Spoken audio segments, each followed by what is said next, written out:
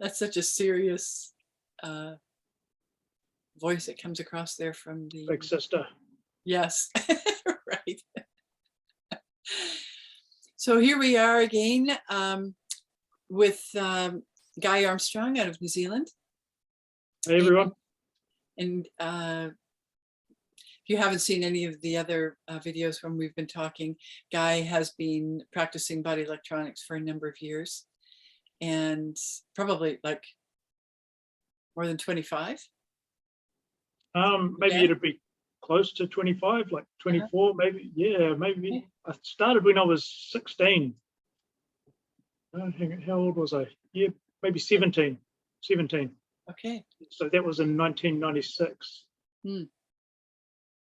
Okay. So yeah, you've been around the body electronics vibe for a long time. And yeah, I'm up to 23 years. Wow, awesome. So, and instructing for, it'll be 20 years. It's 19 years, so it'll be 20 years next year. Okay, so body electronics. I guess now we've done so many videos now, I feel like we're sort of past that sort of preliminary introduction mode. So, you know, if people are interested and they're seeing this, they don't know what it is, just go on my website and there's dozens of posts to familiarize yourself. Basically, it's a holistic process. By holistic, I mean physically, mentally, emotionally, and spiritually. We are working with that construct to change consciousness. And we do so with by encouraging the healing crises and learning how to transmute, and it just keeps going and going and going. I've never reached the end of its vastness, so I have a feeling that there is no end to body electronics. It's a continuing, as long as we're in the physical, you know, in the physical realm, in the physical bodies. I feel like body electronics is just something that we can continue to work with and expand our awareness and expand our consciousness. So we continue. So have you thought of some topics, Guy, that you were interested in this week? Yeah, well, actually I was scrolling on my Facebook this morning, and I saw you had this book, Caffeine Blues, on there, and there was a little video of the guy talking about caffeine blues. And so I wanted to ask about tea, because we talked about giving up coffee in a couple of earlier videos. Yeah. So I've been off coffee for a few months now, but I've had the odd cup of tea, sometimes kind of regularly.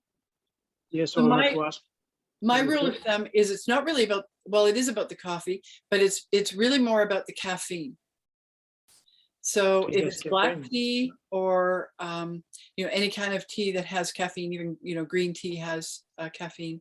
So if it's something that's non-caffeinated, I mean, there's so many different beautiful teas. As you know, my morning drink is a mixture of always organic, turmeric, ground ginger, shatavari, ashwagandha. And this month I put in some raw maca, and then I top that off with, after I brew it, I just basically I just have a big jar with the powder. It's just as easy as making instant coffee. It's really that easy. You make it up in the jar, and then I just put a nice big heaping tablespoon in a very large cup, and add boiling water and whisk it.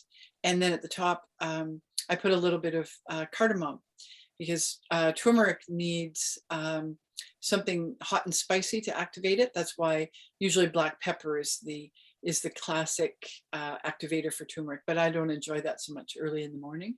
So I found that cardamom has the same effect with the turmeric, but I find it just much more pleasurable. The fragrance of cardamom is it's just so beautiful. So so that's how I start my morning, and that's actually a good evening drink as well. The turmeric is an excellent drink for sleeping, for you know, helping you to have sound sleep. So yeah, so basically, to answer your question, it's mostly about caffeine. So that, you know, that's inclusive of cacao, chocolates, you know, anything like that. Yeah, so I've been caffeine free, not just coffee free, but I've been caffeine free for a little bit more than 2 years. And someone asked me recently, you know, can you describe how that feels? And so the first thing I felt was this person has been off of caffeine for I think he said a couple of months, 2 or 3 months, something like that. And the first feeling I had was to really get out of the effects of caffeine takes a little bit of time. And so after that period of time, the word I felt was freeing. It's really freeing. It feels very freeing. But to get to that place where I actually did feel that it was, you know, freeing to my, not just my physicality, but there's like this lightening. It's like there's like a feeling of, even though we think of it as a stimulant and it's going to give us energy and it's going to make us more alert, it actually is doing quite the opposite. So coming through the you know, those effects that it has, even short term and more long term, like as the adrenals start to be able to relax and regenerate, you know, that takes some time. And one of the things that I found was that I was aware of as I was releasing caffeine, and I was also releasing other things at the same time. So it was a combination of many things that I was letting go of. Wheat being one of them. I had already let go of corn and soy and many of those, you know, those I would say foods that really aren't productive in the as far as nutrition goes. You know, corn is, you know, probably one of the worst things that affected me. When I got rid of corn many years ago, I really felt how much healthier I was. So those things have been let go of, but I was still sort of like on and off with wheat, even though I could see very clearly that it wasn't doing me any favors. And it's not like I have gluten intolerance or anything like that. It just made me feel heavy. And it stopped what I feel is this optimum movement, probably lymphatic. You know, probably clogs up the lymphatic. Even though I take enzymes every day, I'm on the full, you know, body electronics program for, you know, 23 years. Lots of enzymes, lots of minerals, essential fatty acids, some raw protein every day, and the and probiotics. You know, those are the 5 sort of staples of what we need every day. So beyond that, yeah, just that heaviness that the wheat made, you know, it just made me feel like things were sluggish, always sluggish. And it really lowered my digestive fire, the agni, you know, that we need to really digest and get everything assimilated. So I really, that was also being released 2 years ago. Alcohol was being released. I used to enjoy a glass of red wine.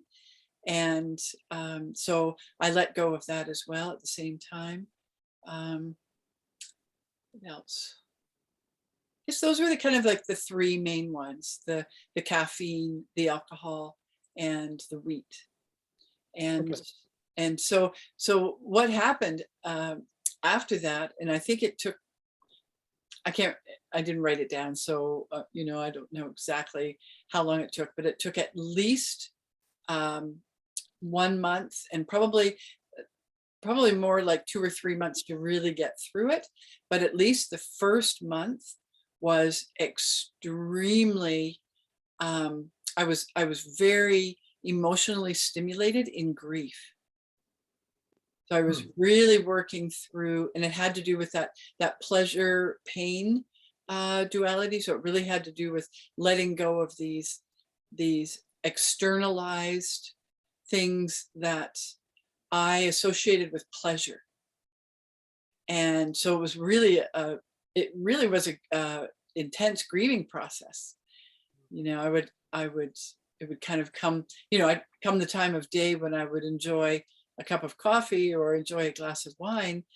And then it was like, you know, like feeling that letting go, working through that letting go. So just want to put that out to people, that it's not just as easy as saying, okay, today I'm not going to, you know, drink coffee or whatever, or alcohol. It really is a process that's ongoing.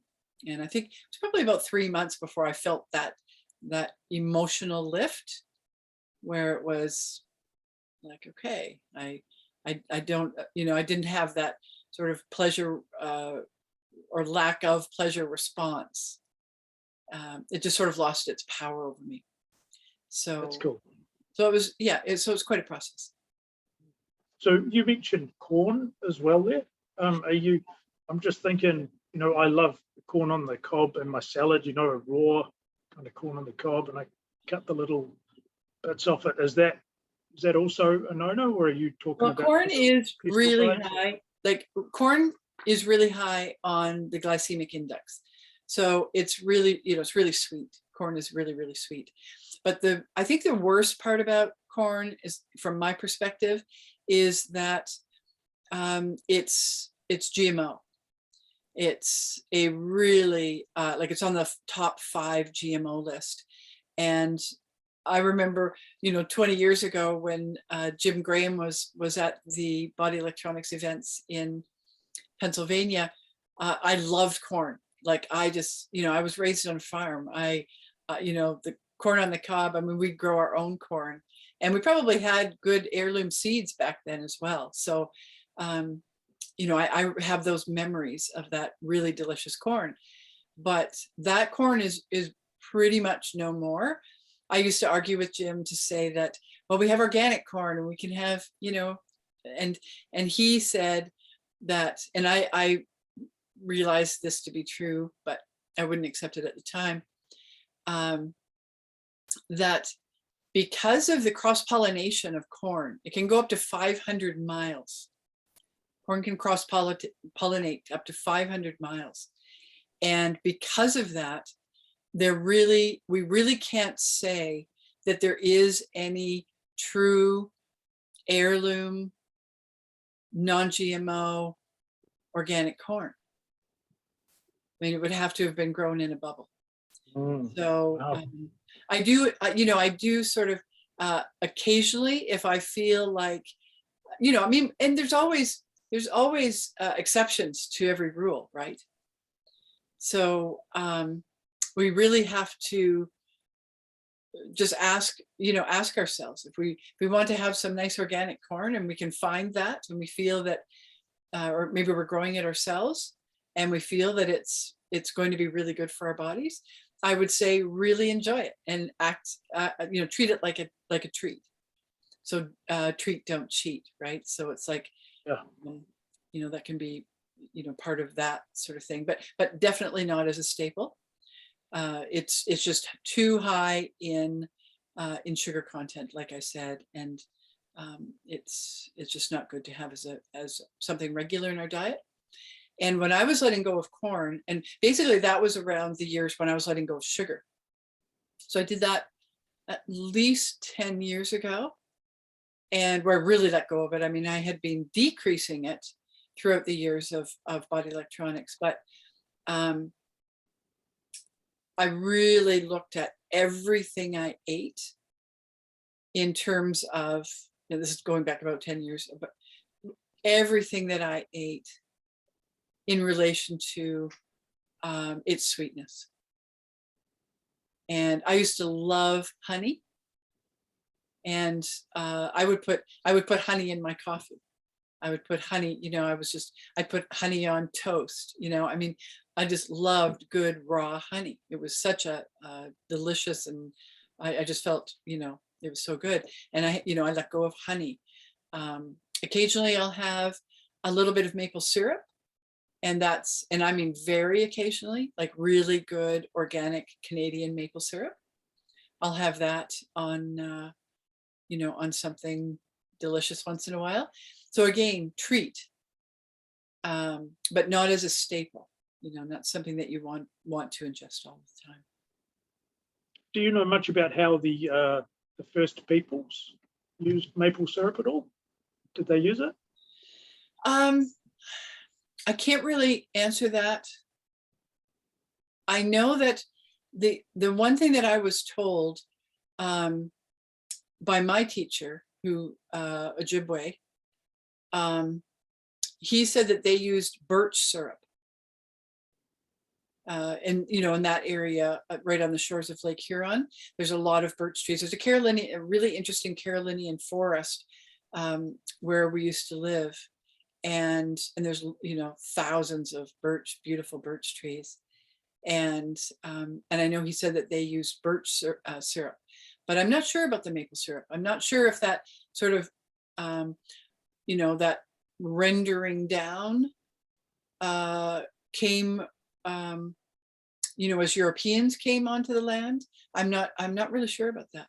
Yeah, that's something someone can do some research on. Yeah.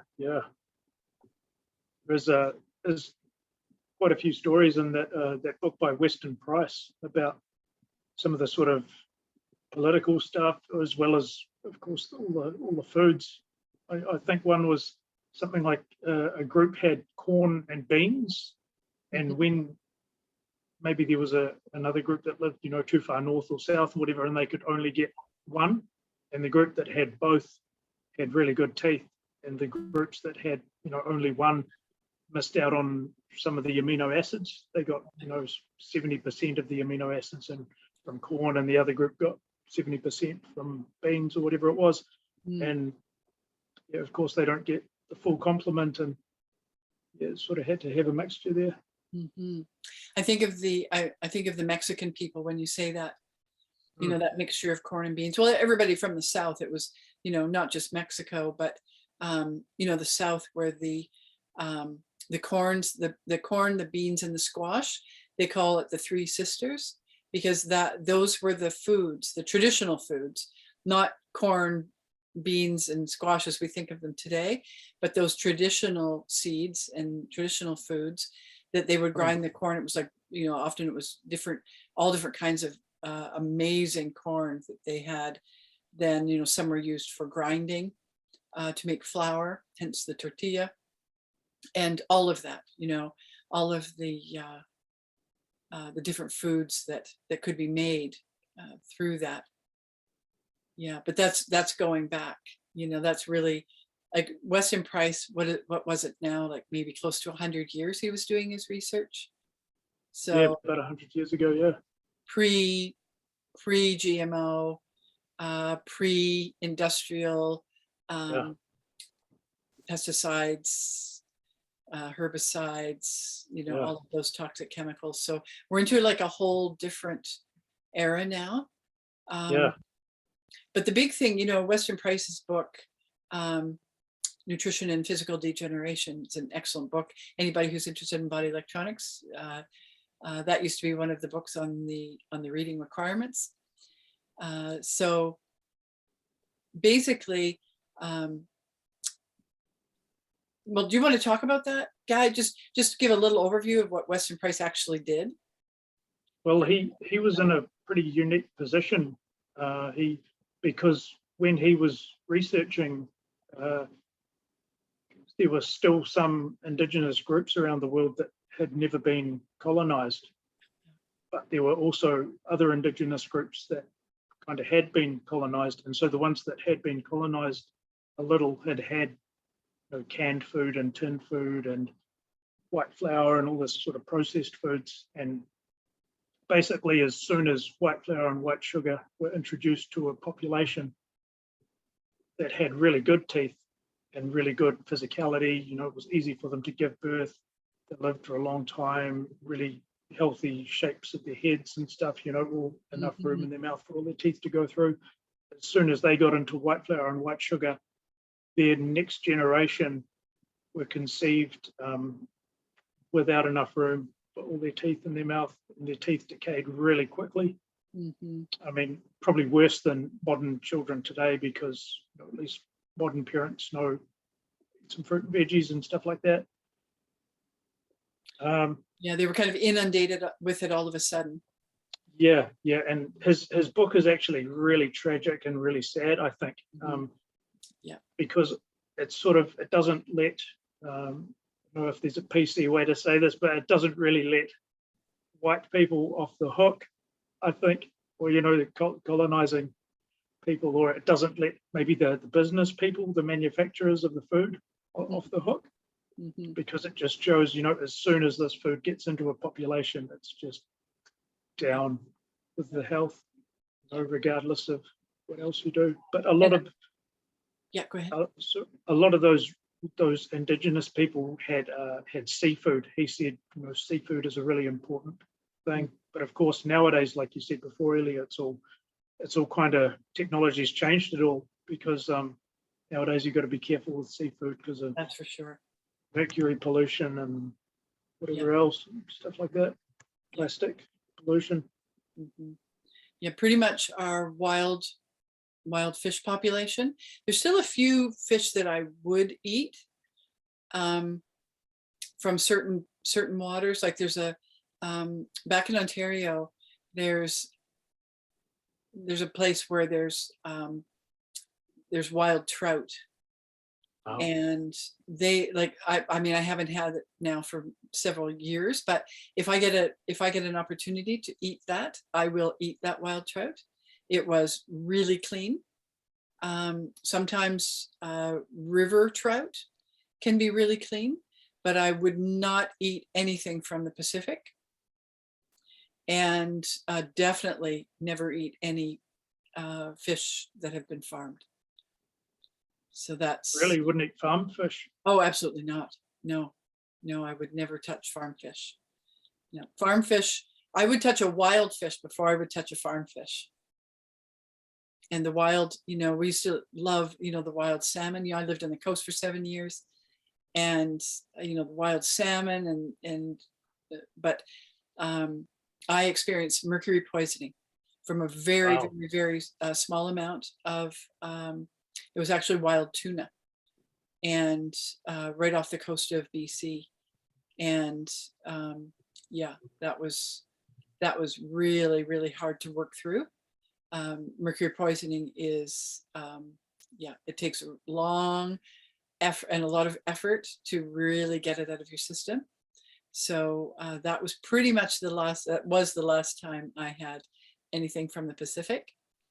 But yeah, look into the farmed fish. You will, if you do some research on the farming methods, you will, and even looking at the health of the fish and what they feed them and the conditions that they are raised in, I'm sure that you will.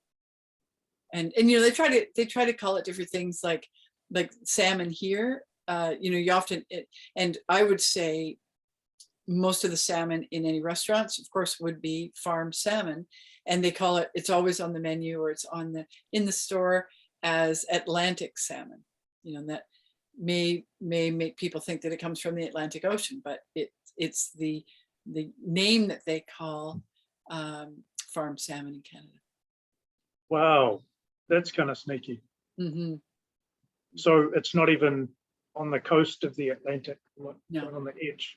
No, it's just a farm in the middle of wherever.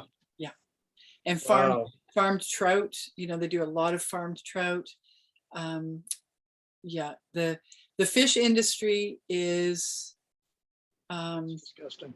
Yeah, it's just really something to really be aware of. And yeah, I like I said, I took it out of my diet many years ago. And I will have a little bit of fish now and again if I won't eat any bottom feeders or anything like shrimp or those sorts of things. When I was a child, my grandmother used to get oysters, and fresh oysters. We'd buy fresh oysters, usually around New Year's, and I just remember I just loved the way she made oyster soup, and we would eat that for like 2 days around New Year's Eve. And but I wouldn't touch an oyster now. No way. Wow. Oh. So this kind of brings me to something that I wanted to sort of talk about a little. One of the things that you talked about with Jeffrey, I watched your talk with Jeffrey the other day, Yes, and you spent a bit of time talking about pregnancy and sort of children and behavior during pregnancy and stuff like that. And you say oysters. My mum ate oysters a fair bit. This would have been back in the late 1970s, when she was pregnant with me. And I turned out pretty healthy, I think, but I had a really round kind of head when I was young, and kids at school used to ask me, "Hey, are you like part Chinese or something?" Because I had squinty little eyes. My eyes are still kind of squinty a bit, or yeah, you do look like you have an Asian influence. Yes. Yeah, so I always thought, why have I got this? Why do I look like an Asian? And all my cousins are white. Everyone's just standard, European sort of features. And I even remember asking my mum, "Hey, did you have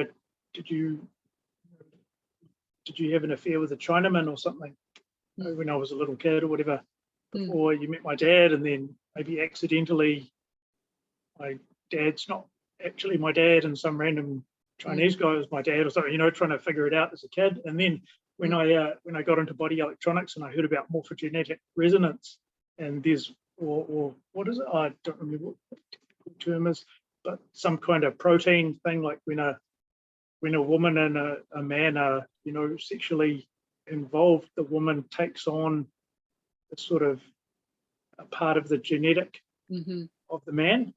So John would use this kind of example of a sailor going to all these ports and having a girlfriend in every port in the world and stuff. And then I think the sailor would sort of get emotionally up and down and all over the place or like each person would sort of experience emotional fluctuations. And so anyway, I thought, sorry if it's going off topic, but I sort of thought maybe, when I heard that, I thought maybe mum had a Chinese boyfriend and then got pregnant to my dad, and then I assumed this sort of Chinese thing. But what is that called?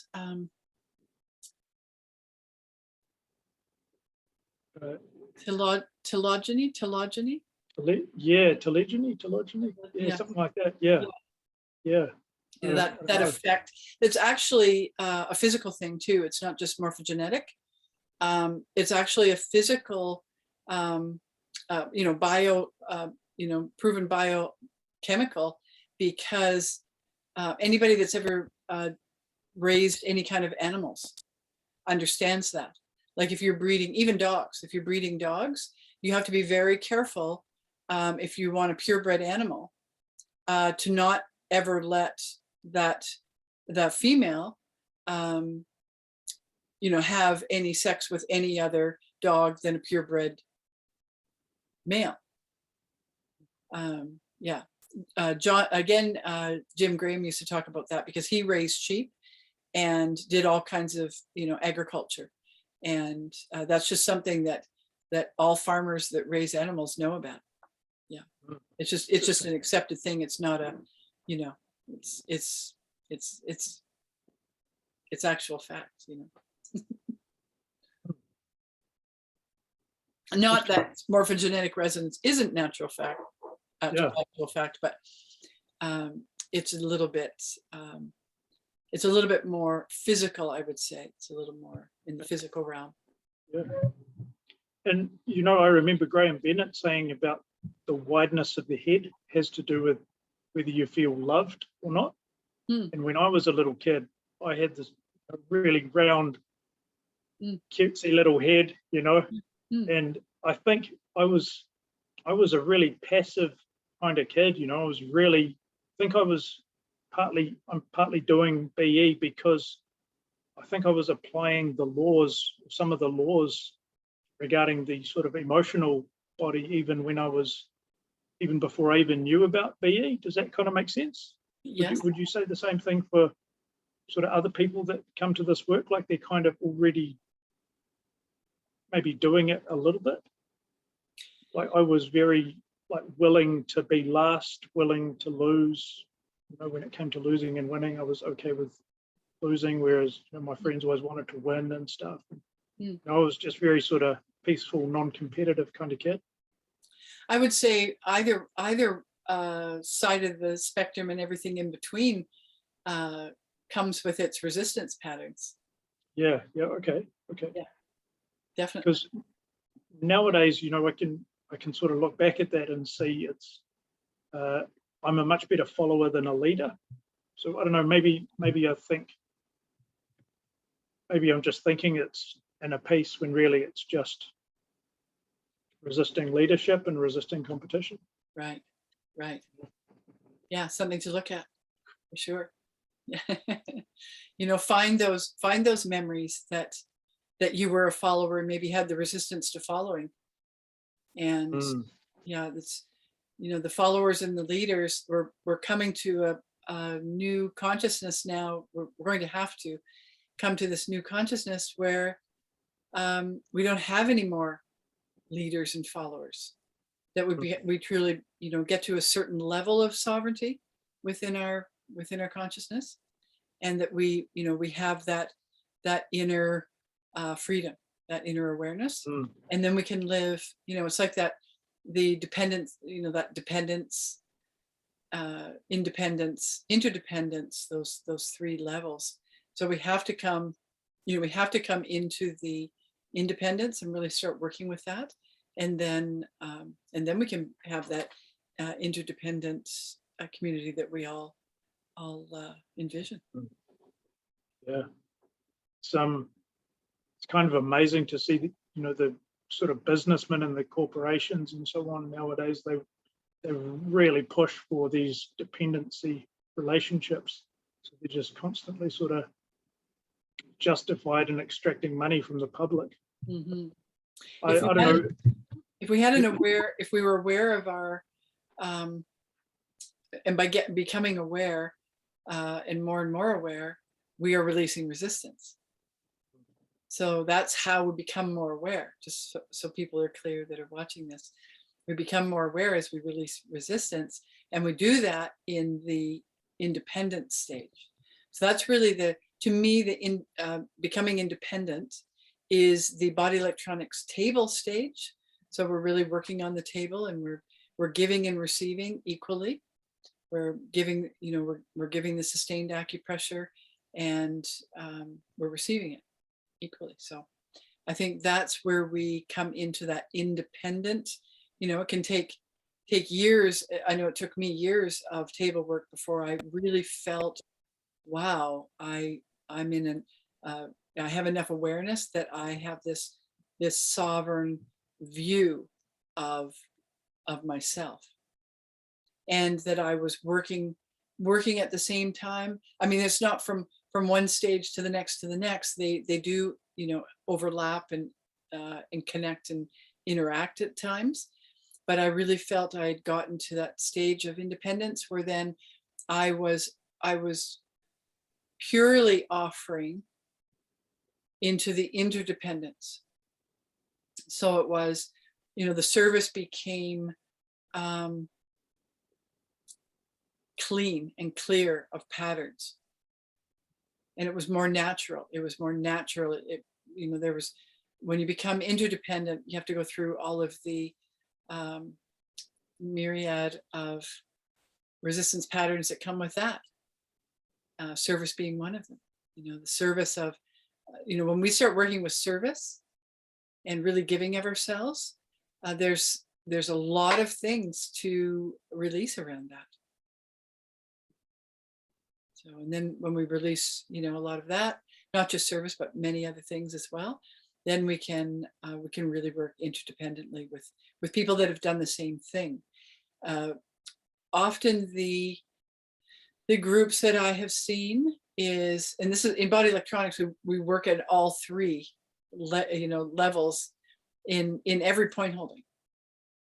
there's, you see, especially when there's new people coming in, we hope that if they've been there for a while, they've worked through a lot of their dependency layers. But the new people coming in are often beneath the level of the heart in the emotional body. So they're working with unconsciousness, apathy, and grief.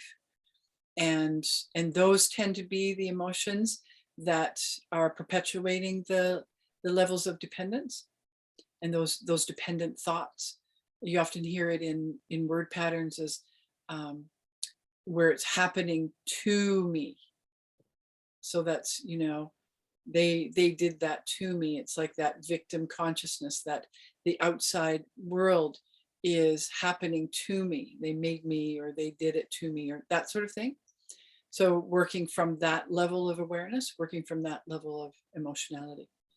And when we work through the word patterns, the emotions, and the memory that have been suppressed and first of all being created and then suppressed, then we start to move up into the higher emotions. And that's when I feel like those lower three emotions are sort of the dependency phase. The heart and up in like heart thymus, we start to get into more of an independence, and anger, pain, and enthusiasm is more. It can be more like once we work through some of the anger, because anger is very independent as an emotion. It's like my way or the highway, and then we start moving. In pain, we start moving into realizing other people's perspectives, not just our own.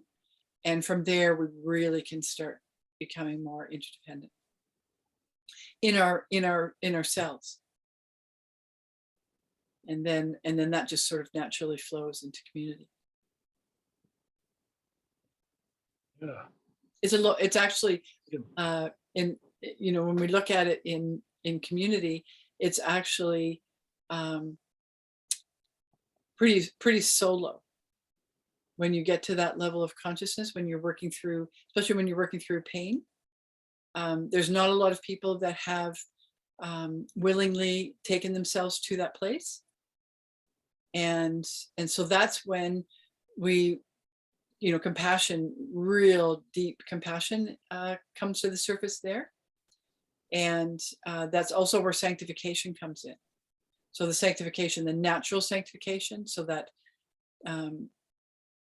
that ability to serve through compassion, that happens in pain. So just making a note of that, how those different levels interconnect with the emotional body is important. It's really important to know.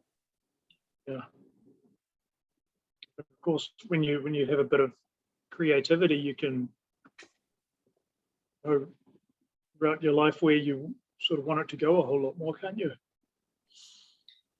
Well, the creativity is connected with with enthusiasm, and in body electronics, enthusiasm is speaking of like the essence in you, or the God in you, that sort of divine essence that flows and connects us all. So when we get to that enthusiasm, whether we're applying that to the lower emotions to transmute, or when we get into enthusiasm, that the 7 levels within enthusiasm, that is creative in the sense that we are aware of how we're creating. And that level becomes really challenging because of the awareness. So that what comes from our in our words, what comes in the thought, and what we allow in the emotional body, what we really perpetuate and feel within the emotional body. Because when sometimes people feel like they've had resistance to certain emotions, like maybe they don't like to feel grief, or they don't like that feeling, or they are afraid of anger, or whatever, so they they have these resistances in the emotions, and they really want to work and transmute their emotions so that they can get rid of them. That's sort of like this underlying thing. It's like, okay, I don't want to feel like that anymore. But what actually happens when you get really fluid in the emotional body, it's not that you aren't feeling them, you're actually feeling them much more clearly, but you have an awareness of whether you want to participate in that feeling. It's not a reactive, you're not into this sort of reactive mode, this reactive anger or reactive fear or reactive grief or whatever it is. And that's really what happens at the level of enthusiasm, where you're hyper aware of your thoughts, your emotions, and your words. And it also, you get to the point where you are seeing how those things are made manifest very, very quickly. If I know in personal experience, it's like if I just be sort of lackadaisical about thought processes and emotions and words. Words are extremely important to the creativity of our reality. And that can come back really quickly and show me like, whoa, okay. And so it becomes like this very intense time. It's not like a time when we're, we can be creative and, artistic, and I highly recommend that when you're working with enthusiasm, that you get something that you're really practical, like music, creating some music, creating, some art, some writing. A lot of my creativity goes into my writing. And so that's, that creative outlet, I should say. And then we put that love, because enthusiasm really is, if we're accessing the God within, then that's really the love that we're accessing to put that into the creative.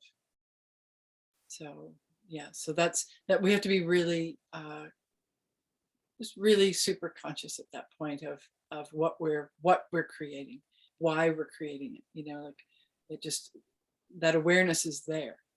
It's not like we're creating, when we're in, let's say we're at the level of fear, which is heart thymus, and I call it like there's like this universal fail-safe too. There's a lot of grace in that universal fail-safe for the lower emotions.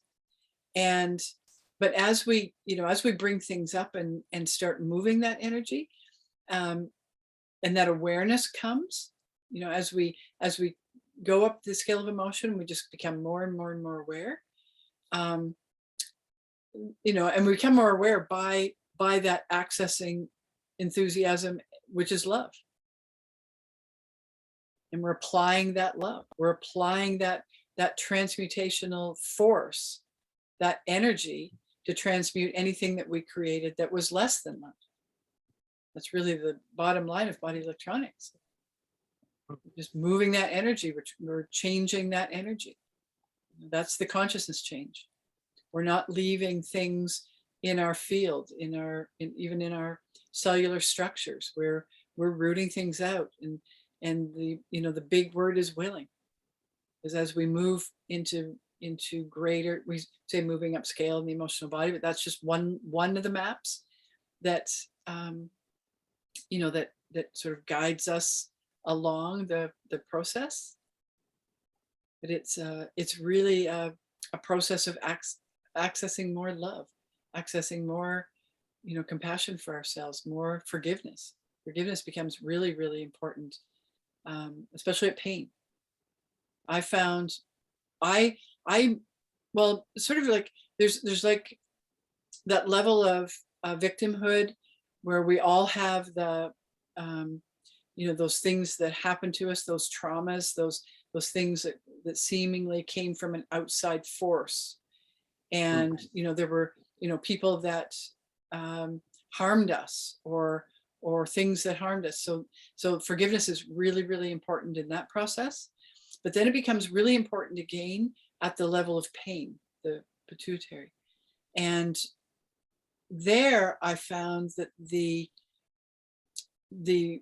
forgiveness was self-forgiveness, because it's there that we have these realizations around how we created the pain in the first place. Mm. And so that requires a lot of self-forgiveness when we access those memories and those word patterns and those, the emotional pain. It's quite humbling. I've found a Mm. few times where I've been in that sort of victim position, and then I'm angry towards the other person, and I'm sad, all that sort of stuff. And then after a few point holdings, I sort of realize, hang on, I kind of put myself in this position where I was the perfect recipient experience, if that makes sense. Mm-hmm. And I kind of chose to, like, I don't know, how would you say it? I was okay with the bad thing happening to me, and I could have shown anger and told him no or whatever. I could have reacted in so many different ways. Mm-hmm. So it's Yeah, that's a self-responsibility, right?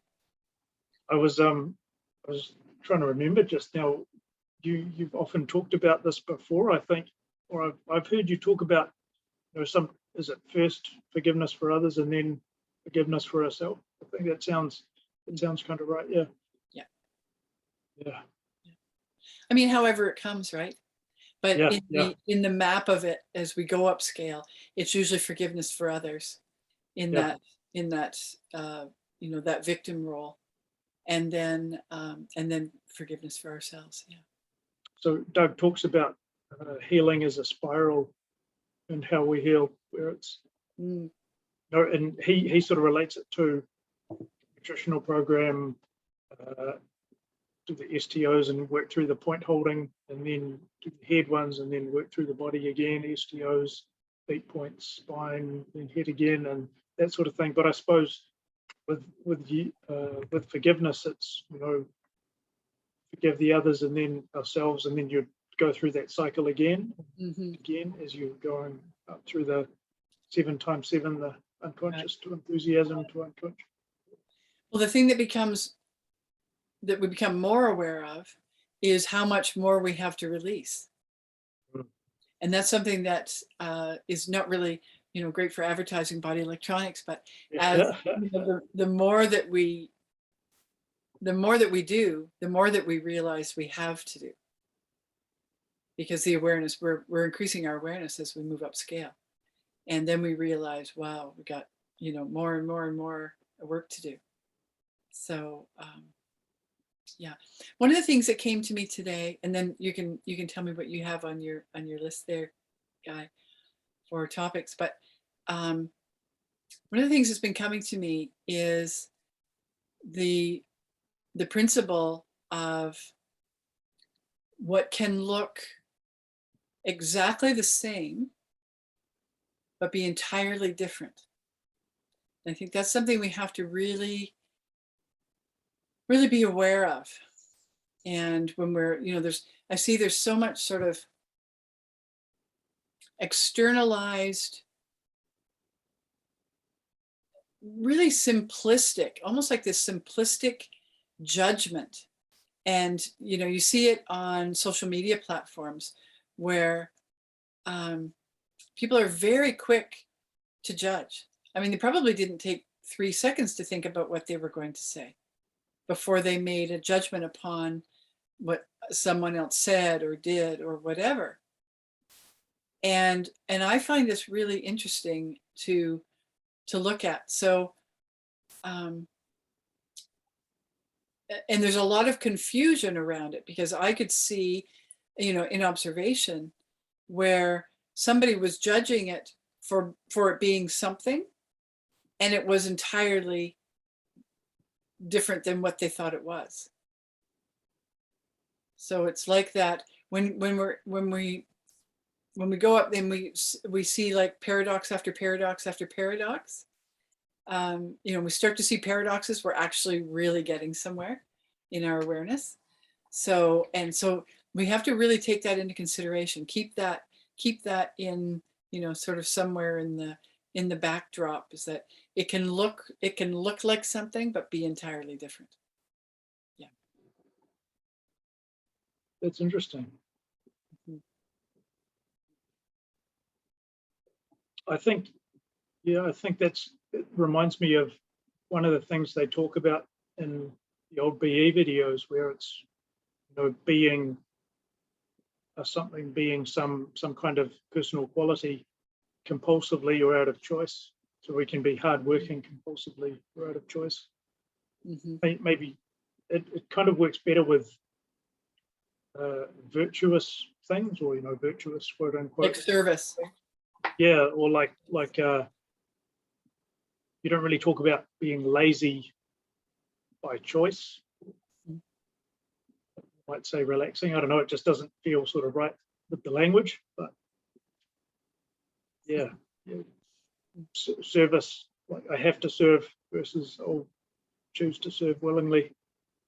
Yeah. I'll Without begrudgingly. agenda. I mean, there's so many layers to service. There's so many patterns and programs within service, and truly be of service takes a lot of work to really transmute those patterns and programs, so that we're not having like I call it the check and balance. That I often see that with people, that they'll do this a certain level of service, but then they cap it until they feel like they're getting the equal amount back. So that's what I call the check and balance. So there's always this check and balance on the amount of service that they're willing to give, if they're going to get something from it. So and that's not really service. That's not true service. So there's just lots of things to work out when we're really looking at service. And one of the things that came to me this week around that is the body electronics point holding experience, where we're holding points and we're having our points held. They get sequentially harder. We start off with the easiest, and then sequentially they get more and more difficult. They get more difficult to hold, and they get more difficult as far as accessing pain and other sensations and deeper memory and so forth when you're on the table.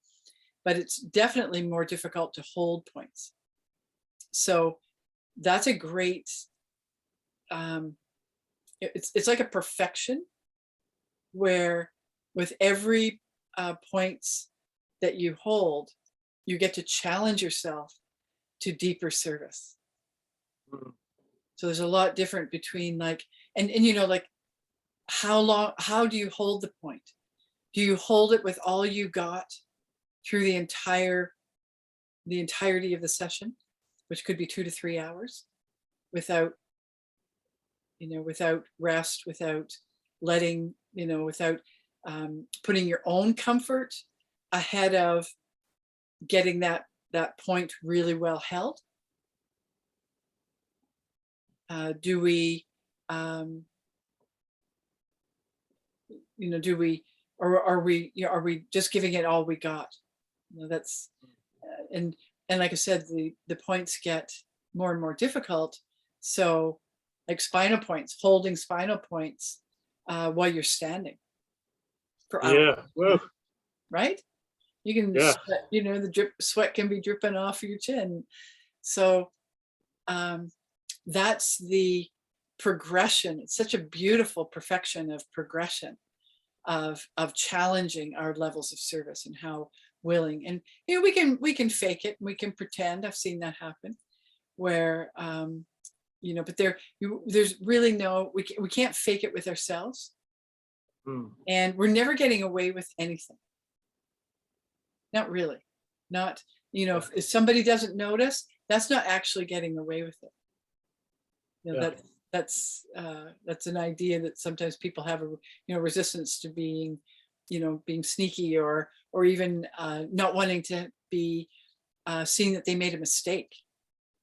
That's a great resistance to work with, to be able to, like, how would you feel about making that mistake publicly or privately?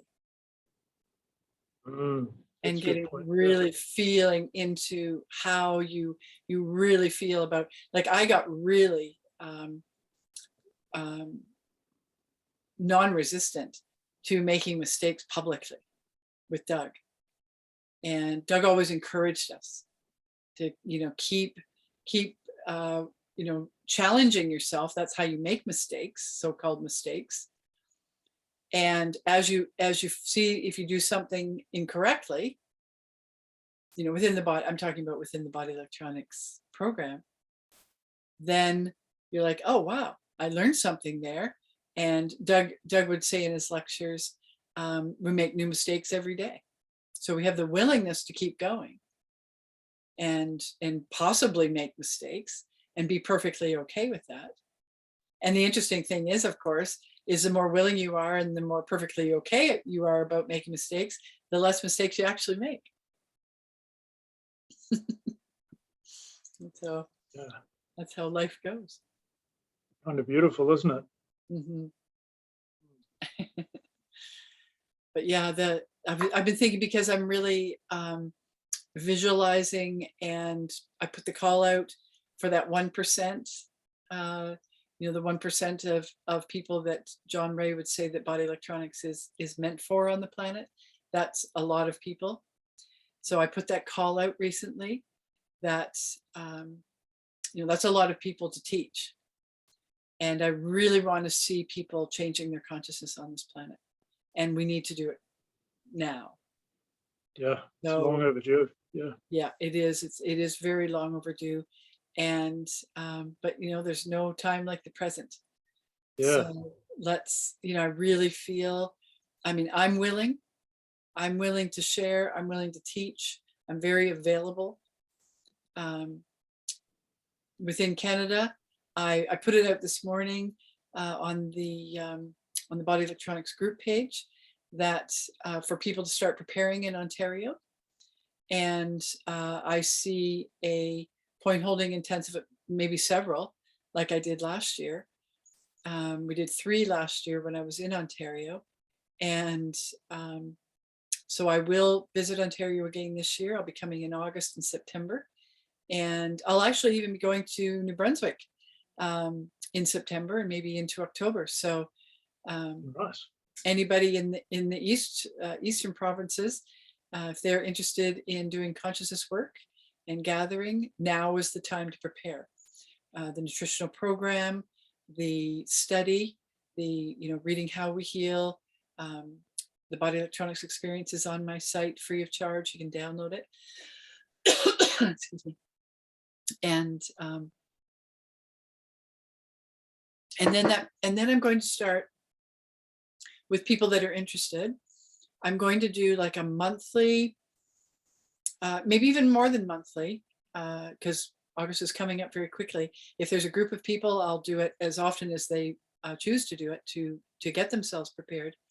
But I'll do a lot of the preliminary lectures, like the lectures on nutrition, and the preliminary things that people need to know and need to get on. I'll do that so that doesn't happen at the intensives. We'll do all of those preliminary lectures prior, and then people will be well prepared. And then right as soon as I come there, we'll get right into the point holding. Cool. That's my vision. That sounds wonderful. Mm-hmm. Then when I can go to the States, there is people in Utah and someone in Missouri, and I'd like to teach around Sedona again, if if that if that is in the flow of things. So we'll once we get those borders opened again, there'll be, and maybe even Mexico. That came to me the other day, that Cool. there's lots of centers in Mexico that provide beautiful accommodation and spaces for people to do healing work. So I'm seeing that as a possibility as well. Wow. Have you've been to Mexico before, haven't you? I've never been to Mexico. Oh, okay. No, I've never been there. But I'm feeling that could be a possibility. Cool. Yeah. Yeah, I'd love to go there one day. Never been to South America. It looks like a really beautiful part of the world. Yeah, South America is, I've been to South America. I've been to Peru and Bolivia. Yeah, it's quite beautiful and intense. So do you have something on your list, Guy, that you wanted to bring forth? I don't know if you're interested in this or not. It's a book I've been reading, The Age of Surveillance Capitalism. It's pretty spooky. It's pretty cool. But it's basically about the sort of big tech and the data that these people harvest from us to try and sell us things. It was kind of hard to get into because the first couple of 100 pages were written in, sort of terms that I'm not too familiar with, just economic and kind of commercial kind of language. But it's pretty amazing. Yeah. Does the author speak about like digital currency or digital ID or anything like that? Not yet. I'm only about halfway through, but it's got stuff in it like there was a study about how many times the apps on your phone access your location data, and for some people it was hundreds of times a day.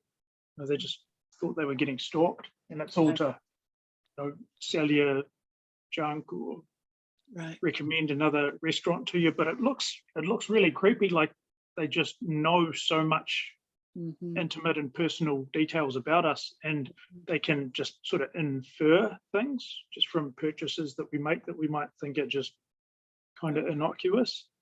That makes me think about the whole AI program and the transhumanism and all of that, the direction that they those people who are sort of behind the scenes, and the digital ID, there's a lot of talk about that as of late. So that the digital ID will contain all kinds of information, and it will also be able to have a even biochemical response, so that can be measured and monitored, and going into social credit system and all of that. So these are things that we want to nullify. And there's only one way to do it. There's only one way that I know, and that is to change consciousness. And there won't be those people that are planning our future and then sort of thrusting it upon us. If we have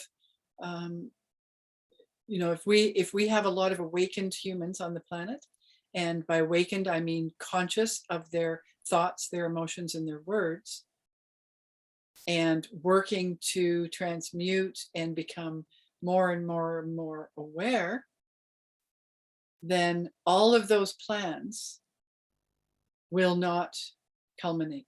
They will just fall away. All of those plans for humanity to take us in directions that we don't want to go. The social credit system and so forth. So, changing our consciousness, moving out of the dependency stage that waits for somebody to tell us what to do, moving into the independent stage where we work through our trauma, we transform our consciousness, and then we come into the interdependent community, and that way we can, we will come up with all kinds of magnificent ways of sharing, whether it be currency, how we're going to share with currency, how we're going to share with food, how we're going to, because we're doing it with compassion, we're doing it with some form of not total equality, but compassion for those who were, like we're always doing this, but we have compassion for ourselves and compassion for each other, and we can get along. We can get along beautifully at that level of consciousness.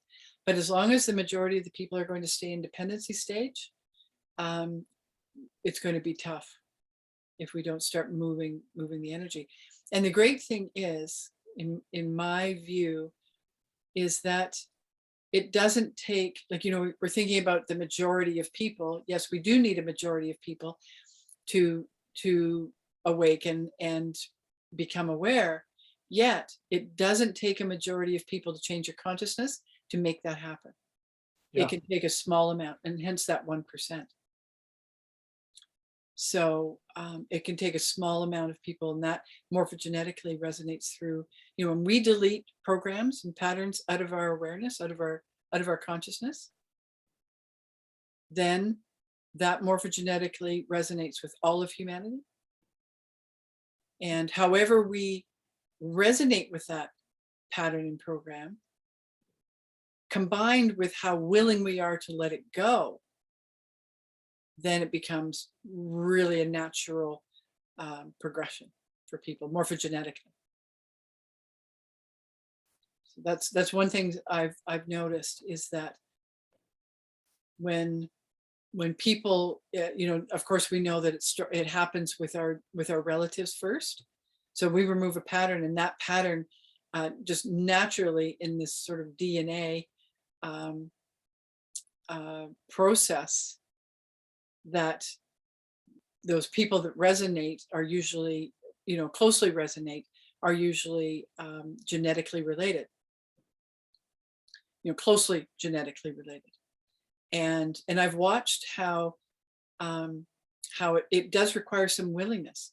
It could be very easy for them to let a pattern go, but somehow, even if there's nothing said, if you know that you have let go of a pattern, and that person that has also that pattern, perpetuating that pattern, sometimes they'll dig their heels in even harder for a period of time. That unwillingness comes in unconsciously. Yeah. They want to perpetuate it. They want to, stay in that comfort or that familiarity. And so that, I feel that's part of it. There has to be, even if they don't know why, there has to be sort of this willingness to let go and willingness to change, in simple things.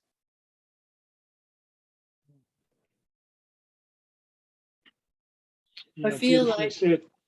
how long are you okay with maybe one more? Do you have something, one more topic? Let's have a look at the list. Yeah, whoa. Oh, It doesn't have to be that was a one good more. idea. It doesn't have to be one more. I'm okay for a little while longer. Okay. Yeah, I don't know. Maybe we come together next week or weekend after or something like that, Yeah. and regroup. Yeah. Sure. Yeah. I did write beingness on my list. Did you want to talk about beingness? Beingness. From people say, what are you going to do? And sort of, it's already set in motion from who we're going to be. That sort of thing. Yeah. So beingness comes. Okay, there's a few things that come to me there. So of course there's different levels every moment of beingness. So everybody is in beingness. What level are they at?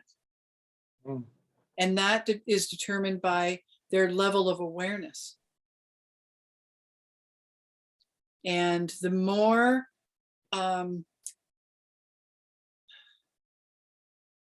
aware we become, the more we are in that level of concentrated beingness. And that concentrated beingness then has great power and control. And people will, new people to body electronics will have to look at those two words, power and control. Doug would, often said in his lectures, power and control aren't dirty words. And so the higher you go on these scale of emotions, and then of course, when you get into the mental body, and when we get into the mental body, control becomes extremely important. That's why when we get to the level of anger, we are doing a lot of transmuting of any issues, any resistance that we have to power and control. So, you know, how willing are we to be in control? How willing are we to be in our power, that self-generated power? The reason that people think the words power and control are dirty words is because the majority of humanity has taken a dependent state of consciousness. And in that dependent state, then that allowed for others to perpetrate things upon them. Kind of what you said earlier about the forgiveness, where you know, we forgive that external experience that we had, that we you know, when we're doing our inner work. And then we find out, when we go a little bit further, we discover that we were part of that. And then we have to go through that self-forgiveness. So that comes to mind. So how do you feel about beingness in terms of body electronics? Well, I was thinking today, you know, our gas prices went up really high the last week or so, just out of nowhere. You know, it's been blamed on. That's worldwide. Blamed on Putin. Yeah. Yeah, that's worldwide. Yeah. But you know, a day or two after that, I saw some of the left-wing pages were talking about some group in the USA that looks at Congress. You know, looks like a pretty decent kind of journalism group, and they pointed out that the big corporations, the gas companies like Exxon and Mobil and stuff like that, they made 205 billion in profits last year. And one of the statements that these CEOs had made was along the lines of profit is the determining factor in gas prices, or something like that. So it looks like it might not be entirely Putin's fault, but just because lots of the clever people don't like him, he's going to get the blame for it. And it's right. Well, it's a manipulation of consciousness. Yeah. Again, back to the dependency role, the victimization, the level of consciousness of victimization. You know, our perceptions are being led by a few people on the planet. Yeah. And a few, you know, the media groups are part of it. I mean, I know our audiences don't need to be told this, but you know, we're living in a very corrupted, and the corruption, like when this first started 2 years ago, I saw it as a healing crisis, because when we're working through a healing crisis, things that are suppressed come to the surface. And then when we become aware of them, we might have been completely unconscious to them before, but when they become into our awareness, then we can work with them. Then we can transmute. Then we can change our consciousness. Then we can keep going and move into higher levels of awareness. And so this is what I saw coming out. And I still see that we're in a tremendous healing crisis at the moment, yet there's not enough people doing the inner work to keep up with the amount of corruption and poison that is being spewed onto humanity. It's That's an interesting way to put it. Yeah, I like humanity is like in such an unconscious state. Yeah. And unconsciousness doesn't have anything to do with intelligence. I'll add that, you know, make that perfectly clear. Yeah, we can have extremely intelligent people in a very unconscious state. So that's important to know. But it's that unwillingness to be conscious is really what is allowing all of this perpetration of corruption to be placed, you know, in our on Earth, just with there's no such thing as countries. There's no such thing in the bigger picture. There's no such thing as, these are all divisions made for very particular reasons. But what really is interesting to me, especially just in the last few weeks, tomorrow's equinox, the 20th of March 2022. So just in the last few weeks, how governments and media has taken the attention of the people and driven it to whatever perception they want them to have. And if we can really get conscious about that and how we are participating in that, then we can really get somewhere and really start, really start moving the energies, so that really those beings who want to control the, consciousness on Earth, or at least their awareness of it, and the and how they behave. They want to control behavior of humanity. So all of those things will fall away right as soon as we become aware of it and start to work through our resistances. Yeah, I was driving home from the shops just before, and I sort of thought, what's the appropriate kind of attitude or beingness for the, if these harder times are coming. And I just thought, well, just keep on with the program, the nutritional principles, the emotional principles, and so on, just regardless of how bad the sort of class warfare brutality gets, Right. Keep going with the internal work. That's the most important part. The internal work is the most important part, and also in appropriate service. So however we feel we're called to appropriate service, we have to be willing at all times to give.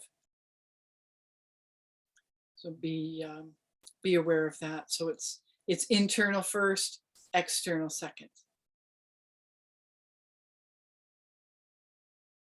We have to get some groups going. I mean, that's really the bottom line. We have to get some groups going. Yeah. And so I'd be really thrilled if New Zealand sort of, John spent so many years down there, right? So yeah, he did. Yeah. So I think it would be really, really exciting. I don't know how you're going to do it. To find, I feel like there's still some BE veterans down there that would be interested. Yeah, there are. I'm surprised we don't have groups popping up out all over the place, Yeah. But maybe there are, and they're just off the grid, off the radar, I don't know. There's not a lot. You need an instructor. Yeah, pretty much. Yeah. So how many people are actively instructing? I only know one, and that's Peter Hind in the UK, other than myself. Yeah. So I don't know of anybody. I'm not connected with anybody in New Zealand that's instructing anymore. So it's up to you, Guy. Root out those people, and I'm happy to help out in however I can. Okay, thank you. Mm-hmm. Get them to my website, get them to the groups, the Body Electronics group on Facebook and the Gnostic Way group. And and I'm available, that I'm available through email, and happy to answer any questions. And I'd like to see some more interaction, and the Body Electronics group page on Facebook. I'd like to see that. I had that as a private page for many years, so it didn't grow. It was like only people who had, that had been studying with me for a period of time. So now I've opened it up to be public, so you can invite anybody who's interested in consciousness change, and cool. Yeah, invite them there, and really let's get some energy behind it. Let's get some really enthusiasm into it, and move this forward. Yeah, sounds good. Okay.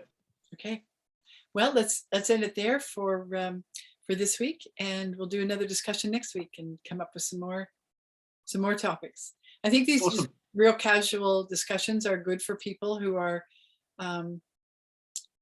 you know, it's ad lib, you know, it's like whatever comes up. Yeah. So it's really a great, you know, the energy, what's happening right now. So let's just keep this going and keep moving it forward. Yeah. Awesome. Great. Okay. Thank you very much, Guy. Thank you. All right. For, Thank you. thank you for the inspiration. Thank you. Okay. See you. See ya. Toodles.